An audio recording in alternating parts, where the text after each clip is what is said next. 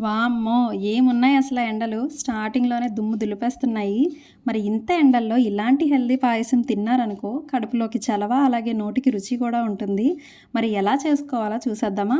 ముందుగా 2 స్పూన్ల సగ్గుబియ్యాన్ని 10 నిమిషాలు నానబెట్టుకోవాలి. తర్వాత మన దగ్గర ఉండే డ్రై ఫ్రూట్స్‌ని ఇలా చిన్న చిన్న ముక్కలుగా కట్ చేసుకోవాలి. తర్వాత 3 క్యారెట్‌లను తీసుకొని తొక్క తీసేసి ఈ విధంగా తురుముకోవాలి.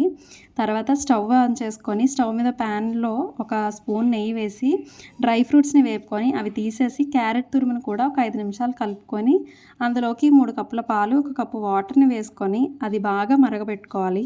అది కొంచెం మరిగిన తర్వాత అందులోకి నానబెట్టుకున్న సగ్గుబియ్యాన్ని అలాగే దంచిన యాలకుల పొడిని వేసుకొని అది కొంచెం దగ్గరికి మరిగాక స్టవ్ ఆపేసుకోవాలి.